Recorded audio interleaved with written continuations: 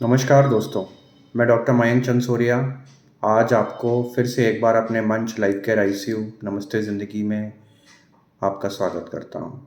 आज हम एक बहुत महत्वपूर्ण टॉपिक बाइट्स काटना, जिसमें हम हमारा विषय ज़्यादातर डॉग बाइट्स या कि श्वान या कुत्तों के काटने से होने वाली समस्याएं एवं उसका उचित इलाज कैसे किया जाए उस पर आधारित रहेगा।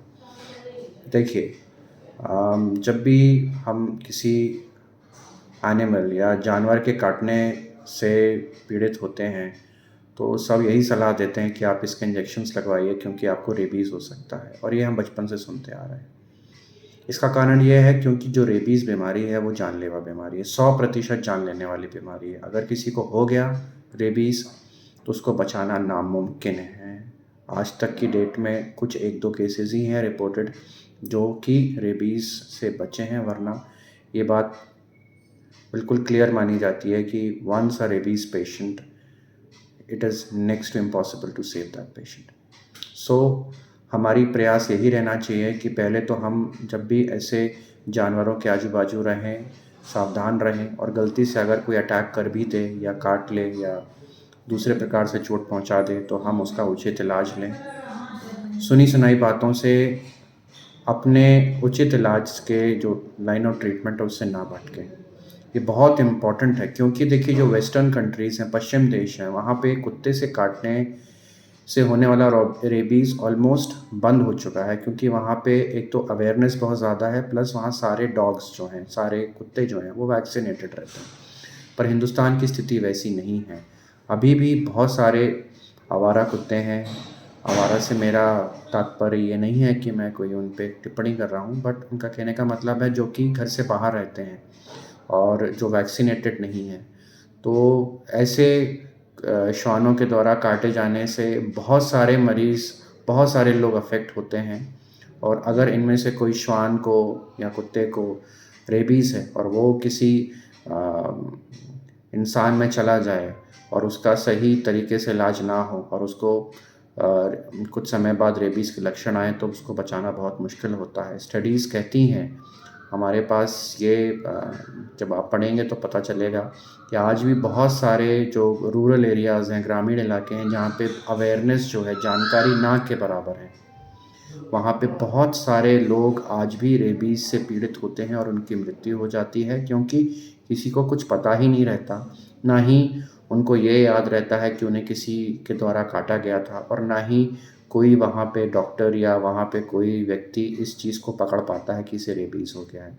और सबसे दुखद बात जो है वो यही है कि इसमें एक बड़ी संख्या बच्चों की है, 15 से कम साल की, जो कि हमारे लिए बहुत ज़रूरी है कि हम इस बात की जानकारी खुद तक और दूसरों तक पहुँचाएँ कि जब भी कोई व्यक्ति को हम अपना जो टॉपिक है वो आधारित रखेंगे श्वान और कुत्तों पे ही, क्योंकि ज़्यादातर हिंदुस्तान में इन्हीं के द्वारा काटा जाता है।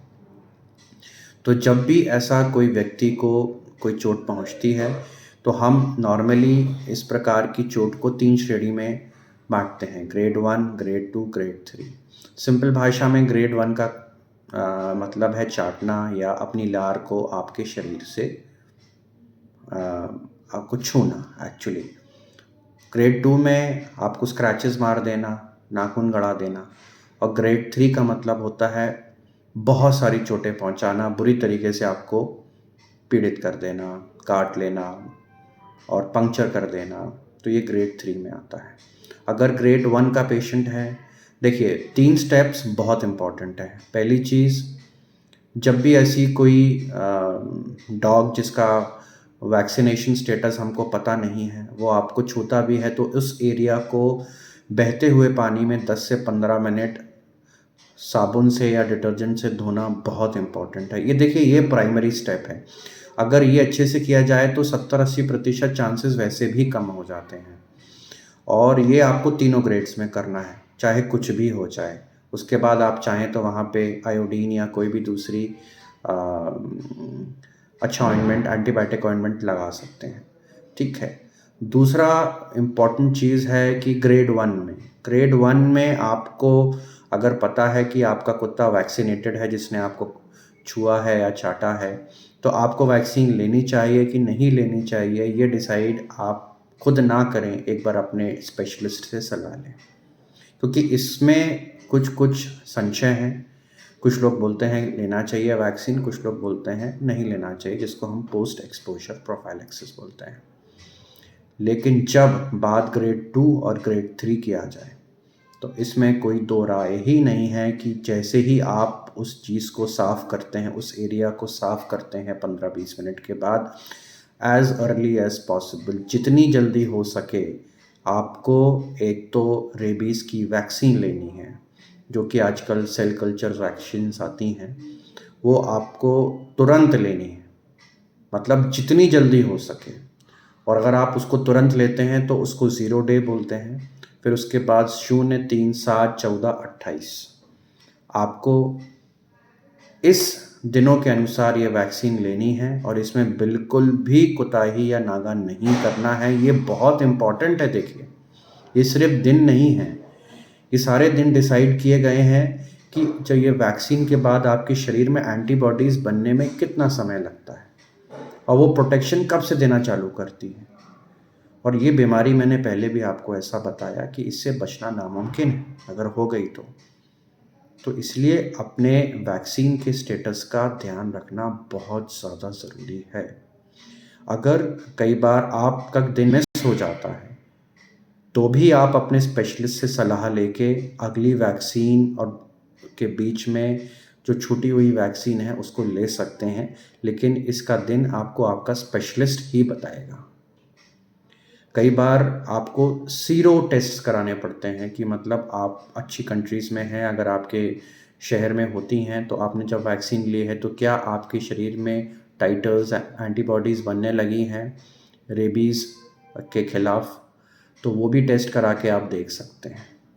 लेकिन इसके साथ ही एक बहुत इम्पॉर्टेंट चीज़ है, वो है इम्यूनोग्लोबुलिन्स। देखिए, इम्यूनोग्लोबुलिन्स वही हैं, एक प्रकार से एंटीबॉडीज़ हैं, जो कि जब आपको वैक्सीन दी जाएगी तो आपका शरीर उनको बनाएगा, और शरीर इनको लगभग 7 दिन के आसपास में सफिशिएंट तरीके से बनाता है। तो शुरू के 7 दिन आपको कौन प्रोटेक्शन देगा? अगर उस समय तक चोट के एरिया से रेबीज़ का वायरस आपके, क्योंकि ये नर्वस सिस्टम को अफेक्ट करता है, नर्व्स को अफेक्ट करता है, वहाँ तक पहुँच गया तो आपको जान का खतरा है।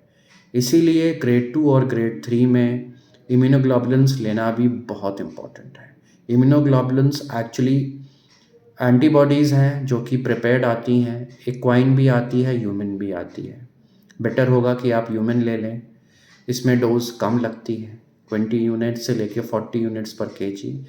तो ये इम्यूनोग्लोबुलिन्स को हम इस प्रकार से मेजर करते हैं कि जो चोटें हैं उसके आजू बाजू अच्छे से इसको इंजेक्ट करते हैं, ताकि वायरस वहीं मर जाए एवं आगे ये जा ना पाए। और बाकी जो बची हुई इम्यूनोग्लोबुलिन्स की डोज होती है वो हम नॉर्मली अपने कंधे की डेल्टॉइड या क्वाड्रिसेप्स पे इंट्रामस्कुलर रूट से लगवा देते हैं। नॉर्मली हम पुट्ठों पे या बटक्स में या ग्लूटियल एरिया में नहीं लेते हैं, क्योंकि वहाँ फैट ज़्यादा होता है और उसका अब्जॉर्प्शन स्लो होता है या कम होता है, और ये एक लौती ऐसी बीमारी है जिसमें रिस्क लिया जाना बिल्कुल भी आपको जान के खतरे में डाल देगा। तो ये 3 चीज़ें बहुत इम्पॉर्टेंट हैं। आप बिल्कुल कंफ्यूज ना हो कि मुझे लेना चाहिए, नहीं लेना चाहिए। अगर ग्रेड 1, ग्रेड 2, ग्रेड 3 जैसा मैंने बताया आपको इसमें डाउट है, आप वैक्सीन लीजिए, इम्यूनोग्लोबुलिन्स लगवाइए, सेफ रहिए और डॉग्स को मॉनिटर करते हैं। नॉर्मली ये पाया गया है कि जो इन्फेक्टेड डॉग है जिसको रेबीज़ है, वो अगर आपको काटता है तो उसकी लार में रेबीज़ का कीटाणु होता है, ठीक है। और ऐसे डॉग्स को, ऐसे श्वानों को अगले 10 दिन में भयंकर प्रकार से रेबीज़ हो जाता है और उनकी मृत्यु हो जाती है।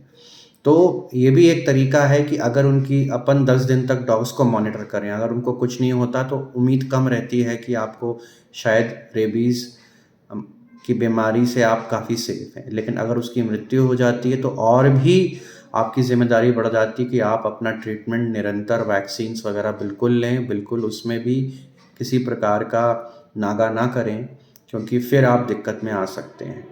और सपोज़ अगर कोई ने आपको काटा, श्वान ने या डॉग ने, और उसके बाद वो नहीं मिल पा रहा है, तो भी आप यही मान के चलिए कि वो हाई रिस्क डॉग था और उसके काटने से आपको हो सकता है। क्योंकि